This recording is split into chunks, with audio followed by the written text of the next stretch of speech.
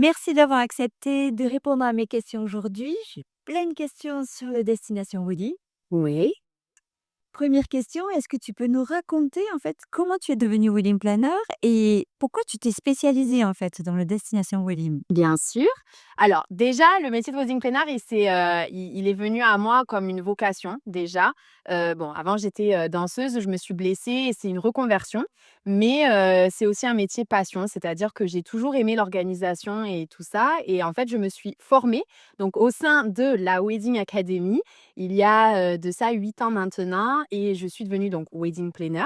Et comment je me suis spécialisée? En fait, ça s'est fait tout naturellement parce que la première demande que j'ai eue par rapport à des destinations, c'est un couple d'Allemands et ça a été en 2019, donc c'était vraiment ma première saison et donc ça s'est fait assez naturellement, en fait, puisqu'après, chaque année, j'ai eu au moins une ou 2 demandes d'étrangers et puis, après à partir de 2022, ça a été, 60 de ma clientèle. Et justement, qu'est-ce qui t'a attirée en fait sur ce positionnement? Alors, ce qui m'a attirée sur ce positionnement, c'est déjà la simplicité. Vraiment, avec eux, il y a tout qui est plus simple, vraiment. Il y a aussi le côté un petit peu où vraiment je voulais, alors j'aime ma région qui est la Provence et je voulais vraiment, leur faire découvrir, cette région qui est, enfin il y a un climat incroyable, il y a des paysages incroyables et en fait, pour moi, c'était aussi un petit peu leur faire découvrir, une pépite en France. Voilà, je suis fan de ma région et je le dis haut et fort. Et alors du coup, j'aimerais savoir quelle est ta vision d'une destination wedding locale en fait réussie? Qu'est-ce qui fait la réussite justement d'un mariage comme ça? Alors, pour moi, déjà, il y a pas photo. C'est la planification minutieuse, surtout avec des clients comme ça, parce qu'ils sont beaucoup plus exigeants, bien évidemment. Ils sont pas sur place, donc tu es leurs yeux et leurs oreilles. Donc vraiment, il faut avoir, même avec eux, il faut avoir vraiment une planification irréprochable. Vraiment, il faut leur donner confiance, bien évidemment, tout au long, de l'organisation et aussi une communication, que ça soit avec les mariés, mais aussi et surtout avec les prestataires. Pour moi, c'est les 2 éléments qui font qu'un destination wedding planning va réussir ou non déjà. Tout à l'heure, tu parlais de ta région justement, la Provence. Alors comment tu fais justement pour valoriser cette région? Qu'est-ce qui rend ta région particulièrement séduisante en fait ou attractive pour les mariages? Alors, déjà, comme je le disais, tout à l'heure, il y a les paysages. Nous, on a des paysages vraiment à couper le souffle avec, des champs de lavande à perte de vue, des champs d'oliviers également. On a le climat, bien évidemment, le climat méditerranéen, donc le soleil. Bon, en ce moment, c'est un peu compliqué, mais je croise les doigts quand même. Logiquement, on a quand même 325 jours de beau temps, normalement, ici. On non, voilà, bon. On a, la richesse culturelle aussi, la gastronomie, le vin. Et une particularité quand même qui est importante pour, les mariages de destination, c'est l'accessibilité. C'est vrai qu'on a beaucoup, d'aéroports internationaux, proches de la Provence, donc ça facilite aussi. Et il y a aussi cette ambiance romantique, avec, les cigales, les champs de lavande, l'olivier. Enfin voilà, moi tout ça, ça fait partie des raisons pour lesquelles, je pense que c'est une des régions les plus jolies pour venir se marier en destination. Alors justement, comment tu sélectionnes les lieux à mettre en avant pour ces clientes, justement internationaux? Alors, déjà, ils ont beaucoup d'exigences. Donc après, il faut savoir que moi, dans mon métier, chaque couple est différent, chaque, mariage est différent. Donc déjà, je propose pas toujours les mêmes lieux, c'est important. Je me fie aussi à ce que mes mariés souhaitent, avant tout. Mais je choisis vraiment les lieux. Déjà, pour le cadre attrayant, ça, c'est obligé, donc avec, la lavande, le côté olivier, enfin tout ce que je disais aussi avant. Point important pour les étrangers, c'est les hébergements, le nombre d'hébergements sur place, parce qu'il faut savoir quand même que les mariages de destination, c'est des mariages qui se font généralement sur 3 jours. Donc, du coup, c'est très important pour eux et c'est des personnes qui viennent de loin aussi, qui ne sont pas forcément en France. Donc du coup, c'est important pour eux, d'avoir des hébergements sur place. L'accessibilité aussi, c'est un des points importants, et surtout, moi, c'est vrai que j'ai tendance alors ça peut être le plus beau lieu de la région, si, le propriétaire n'est pas très gentil et n'est pas très cordial, je ne vais pas le proposer. Donc pour moi, ce qui fait aussi ça, c'est l'expérience personnelle que j'ai avec chacun de mes lieux de réception, en fait. Mais ça, c'est valable pour tous les prestataires. Quand tu parles des expériences, je rebondis là pour ma question suivante, c'est est-ce que tu proposes des expériences locales, gastronomiques, les traditions, les artisans, les paysages? Voilà, qu'est-ce que tu intègres dans tes packages qui attire cette clientèle étrangère? Alors, je les intègre pas forcément dans mes packages, mais c'est vrai qu'effectivement, quand ils viennent, ici pour visiter alors c'est vrai que les clients étrangers viennent très rarement. C'est vrai qu'ils viennent entre 2 et 3 fois, en Provence seulement avant le mariage et 3 fois, c'est vraiment énorme s'ils viennent 3 fois. C'est vrai que s'ils sont là ou même pendant le mariage, c'est vrai que je leur recommande, par exemple, des dégustations de vin. Parce qu'ici, on est très reconnus pour ça. On a, suivant où ils se marient, on a Châteauneuf-du-Pape qui est pas loin, Lirac et Tavel qui sont quand même des grands vins ici. Oui, effectivement, je leur recommande quelques adresses où voilà, donc le vin, la dégustation, enfin des endroits qui sont incroyables avec des vues incroyables. Oui, bien évidemment, ça fait partie de mon «package» avec eux, entre guillemets, oui. Et d'ailleurs, quelle nationalité, en fait, avec lesquelles, tu travailles le plus? Qui fait le plus appel à toi? Alors, américain, anglais et parisien. J'ai aussi des Parisiens qui viennent se marier dans le sud. D'accord, mais beaucoup d'Américains et d'Anglais Mais ouais, alors? beaucoup. C'est, à l'heure d'aujourd'hui, c'est 60 entre 60 et 70 de ma clientèle. Vraiment, j'ai toujours des couples de Français, donc Français parisiens, qui voilà, qui font appel à moi, mais c'est vrai que la plupart du temps, c'est américain, anglais. Plus d'américains que d'anglais d'ailleurs, mais oui, c'est les 2. D'accord, et comment ils te trouvent justement? Alors Instagram du coup, c'est vraiment le réseau, qui me fait avoir le plus de contacts en fait avec cette clientèle-là. Bon en même temps je travaille beaucoup dessus pour donc du coup ça m'aide. Le site Mon site web aussi et quelques recommandations, surtout au niveau des lieux de réception qui me recommandent. Ah, tu as des lieux de réception qui te recommandent? Comment tu as réussi à obtenir ça justement? Ben écoute, en fait, c'est, je pense mon travail qui fait que je suis recommandée, aussi sur les lieux de réception. C'est vrai qu'en général, moi, j'ai quand même un leitmotiv avec les prestataires, c'est la communication. Pour moi, c'est très important. Pour moi, c'est le moteur de toute l'organisation et de toute la planification.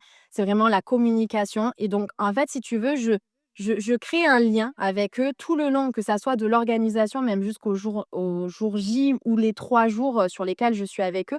Pour moi, c'est très important et je pense qu'ils aiment ça. Je me prends pas pour leur chef, tu vois? Je pense que comme je leur dis, on a tous le même chef et notre chef, c'est les «mariés» entre guillemets. Moi, sur les jours J, je suis là pour créer une cohésion d'équipe, en fait et ça, c'est important et les prestataires, en général, adorent ça. Ils voient mes plannings aussi, les documents que j'envoie donc je pense que ça m'aide aussi beaucoup, après dans les recommandations. En fait, disons qu'ils me recommandent parce que, avec moi, ils voient que c'est simple de travailler et qu'il y a de la communication et que tout est simple, en fait donc C'est simple et c'est fluide et tu es agréable avec eux et tout se passe bien en fait? exactement, exactement. Voilà. D'accord, OK. Et en fait, j'aurais une autre question. Pour parler des Américains et des Anglais plus spécifiquement, en fait, est-ce que tu peux nous en dire un petit peu plus sur leurs petites habitudes, leurs demandes spécifiques ou encore leurs exigences culturelles? Alors, au niveau des exigences culturelles, il y en a enfin, c'est plus des exigences en elles-mêmes et il y en a déjà une, c'est la flexibilité et la disponibilité. Ça, pour eux, ça va être des critères très importants. C'est-à-dire que, déjà, il y a le décalage horaire. Donc forcément, si tu es une wedding planner qui, veut travailler de 8 heures à 17 heures, en fait, il faut pas prendre de destination parce que la plupart des rendez-vous se referont le soir, voire même en week-end pour certains. Donc voilà, donc c'est déjà une des exigences et qui, je trouve, de toute façon, est importante, même nous, en tant que destination wedding planner, à leur donner. Ça, c'est voilà, c'est très important. On a aussi, la personnalisation d'un mariage. C'est vrai qu'aujourd'hui, on est très dans dans une génération, un peu 2.0 comme j'aime l'appeler. Donc en fait, ils veulent des mariages instagrammables, en fait, tout simplement, mais ils veulent pas le même mariage que tout le monde, tu vois? Donc en fait, c'est ça, c'est qu'il faut toujours aller à la recherche des tendances et leur proposer quelque chose et puis comme je te disais tout à l'heure, chaque couple est différent, donc chaque envie est différente, mais du coup, il va falloir trouver le petit quelque chose qui va faire que, c'est pas c'est différent des autres, en fait. Mais il y a ce côté-là, vraiment dans leurs attentes, c'est vraiment ça. Ouais, je dirais la flexibilité et le côté un petit peu, personnalisation du mariage, mais vraiment le côté instagrammable, mais avoir ce petit truc en plus, tu vois? Tu vois? Bien sûr. Et après, comment gères-tu justement, là, tu parlais du décalage horaire, comment tu gères la communication avec ces couples à distance comme Alors, ça? moi, dès le départ, je fais un groupe WhatsApp avec mes clients. Donc, chaque mariage, chaque marié, j'ai un groupe avec eux. Donc, ça m'en fait quand même beaucoup. Surtout là, en intersaison. Mais bon, voilà, je gère comme ça. Et en fait, donc, WhatsApp, c'est bien parce que du coup, c'est international. Tu as pas vraiment besoin. Enfin, voilà, ils peuvent m'écrire à tout moment, n'importe quel. 7 jours sur 7, 24/24. Bon, alors après, bien évidemment, il y a des créneaux sur lesquels je réponds un peu moins, genre le dimanche. Mais voilà, moi, je discute beaucoup avec eux sur WhatsApp. D'accord, et après, comment tu gères la barrière linguistique? Est-ce que déjà, quel est ton niveau d'anglais? Comment tu t'en sors et qu'est-ce que tu conseilles, en fait, pour celles qui souhaitent se Alors, lancer? je ne suis pas bilingue, Clairement, j'ai commencé, je le parlotais parce que, bah, vraiment je m'attendais pas à ce que j'ai enfin, à avoir, pardon, une clientèle, internationale dès le départ. Donc c'est vrai que bon, voilà, je le parlotais un peu comme, le scolaire, en fait, si tu veux. Et en fait, bah, effectivement, quand j'ai eu mon premier couple donc d'Allemands qui parlaient anglais, j'ai vite compris que ça allait être une barrière si jamais, bah, je ne parlais pas très bien l'anglais. Donc je l'ai appris et je vais te dire un petit truc encore, c'est que je le dis pas à tout le monde, donc on va le rester entre toi et moi, mais je continue encore à l'apprendre, vraiment. Là, je passe des niveaux et des levels, mais clairement, tu vois, je continue quand même à enrichir, mon vocabulaire et à prendre des cours avec un professeur. Et en plus de ça, beh, maintenant, c'est vrai que alors, sur le peu de temps que je m'accorde pour regarder des séries ou des films, c'est vrai que je les regarde en voix VSTFR. Comme ça, au moins, ça m'aide aussi, tu vois, à parce qu'il faut aussi savoir que les Américains et les Anglais, ils ont un accent différent, ils ont des expressions différentes. Donc voilà, en fait, c'est comme ça que je m'aide. Mais je travaille toujours, toujours dessus. L'anglais, c'est je ne lâche sur rien. Et justement, en parlant de communication, quelle est ta stratégie marketing pour séduire sa clientèle internationale et notamment les Anglais et les Américains? Alors, je pense que, aujourd'hui, il y a quand même une chose qui est très importante, c'est la présence en ligne et surtout une présence multilingue du coup, parce que, bah, si on veut séduire des clients américains ou anglais, beh, il faut aussi dans notre communication parler anglais, c'est important. Les réseaux sociaux, notamment Instagram, pour moi, vraiment, c'est là où il faut être. C'est le cœur du métier et vraiment, comme, ben, je le disais tout à l'heure, il faut aussi du contenu de qualité parce que, beh, justement, les Américains, ils font beaucoup au côté un petit peu instagrammable aussi, tu vois? Donc Instagram, c'est très important, la présence en ligne et puis je dirais aussi les témoignages et les recommandations. Ça, c'est, ma stratégie marketing, elle est là. Mais moi, je te le dis, hein, je mise tout sur Instagram, hein. Vraiment, c'est, oui, oui. On sait qu'une clientèle comme les Américains ou les Anglais sont très exigeants. Donc, comment choisis-tu les prestataires locaux capables de répondre à haut niveau d'exigences internationales? Alors, bah, déjà, il y a leur réputation, bien évidemment, parce qu'en province, au bout d'un moment, tout le monde se connaît, tout le monde donc bien évidemment qu'il y a la réputation. Comme je te le disais tout à l'heure et comme pour moi, c'est un des leitmotifs que j'ai avec les prestataires, c'est vraiment si j'ai le feeling avec eux et si, je communique bien et facilement avec eux. C'est-à-dire que comme je t'ai dit, tu vois, tu peux être le meilleur des photographes, si j'ai pas le feeling ou qu'on communique pas, qu'on n'arrive pas à communiquer sur le jour J, bah, je vais pas te recommander. Même si tu as une réputation plus, plus, plus, tu vois ce que je veux te dire? Donc en fait, pour moi, c'est vraiment le feeling, la communication, leur réputation, les références, bien évidemment, les recommandations, les reviews, enfin voilà, quel avis ils ont par rapport, aux clients, mais aussi aux prestataires. C'est vrai que des fois, ça m'arrive d'aller, demander à une copine wedding planner ou voilà, qui a déjà travaillé avec ce prestataire-là avant de l'engager: «Qu'est-ce que tu en penses? Comment il est? Est-ce que» enfin voilà, je leur dis un petit peu comment sont mes clients et je demande: «Est-ce que tu penses qu'il peut correspondre?» Ça, c'est si vraiment je le connais pas, mais voilà et après aussi s'il parle anglais, parce que c'est vrai que les étrangers sont bienveillants et là-dessus, ils peuvent comprendre. Pour eux, c'est, ben, ils viennent se marier en France, donc limite, ça serait à eux de parler français, en fait, tu vois? Donc c'est ce truc-là, mais c'est vrai que c'est quand même important, beh, que voilà, le prestataire, si c'est un DJ ou un photographe, qu'ils comprennent ce que les mariés leur dit pendant la visio. Enfin, c'est quand même important, quoi. Donc il y a ça et puis, ouais, je pense que déjà, ça fait un bon package, déjà. Et justement, comment tu anticipes en fait les imprévus et les attentes de dernière minute avec cette clientèle? Alors, c'est vrai que, beh, la planification minutieuse, ça, c'est ce que je disais tout à l'heure, vraiment, ça, c'est le cœur, vraiment, c'est la base. En fait, c'est quand tu construis une maison, là, tu construis un mariage avec, du destination, c'est vraiment la base, c'est ta planification qui doit être minutieuse, vraiment. Tu dois, vraiment anticiper chaque détail, penser à chaque chose, le plan B, le plan C, le plan D.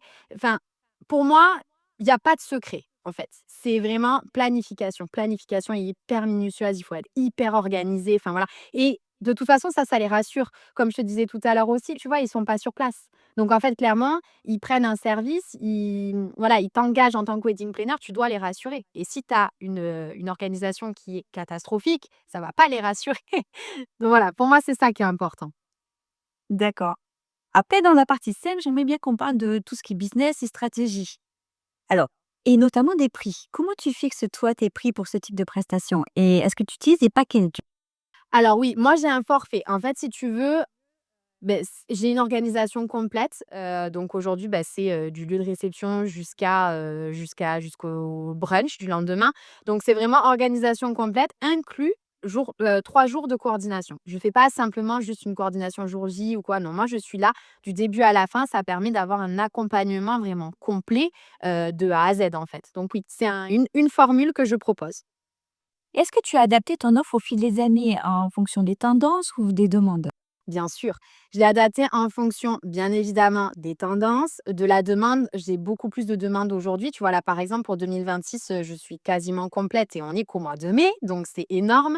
Mais aussi, je l'ai adapté au niveau de mon expérience. Et ça n'a pas de prix.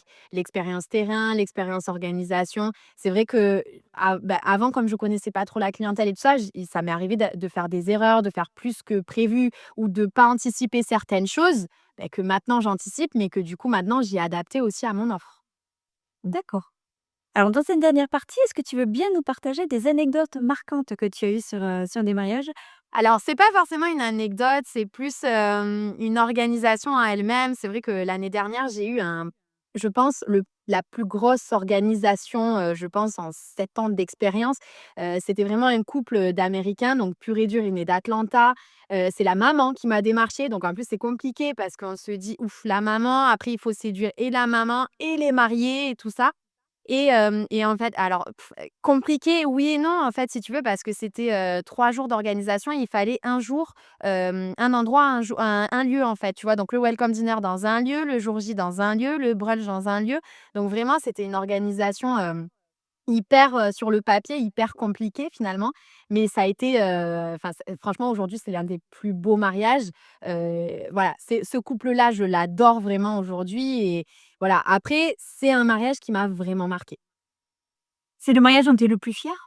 Clairement, oui, oui. C'est le mariage dont je suis le plus fière, mais sur tous les plans. Genre vraiment tout était parfait, l'organisation, il y a pas eu de retard, tout s'est super bien déroulé. Enfin, tu vois, le mariage que rêvent toutes les wedding planners d'organiser parce qu'il y a pas eu d'imprévu, il y a rien eu, tout était bien, tu vois? Genre vraiment couple, adorable, invité adorable, enfin vraiment ce mariage-là, je le referai chaque année s'il fallait, il y a pas de problème. Bon, je me suis tiré les cheveux sur l'organisation à plus d'une fois, mais clairement, ouais, non, c'est celui dont je suis le plus fière, vraiment.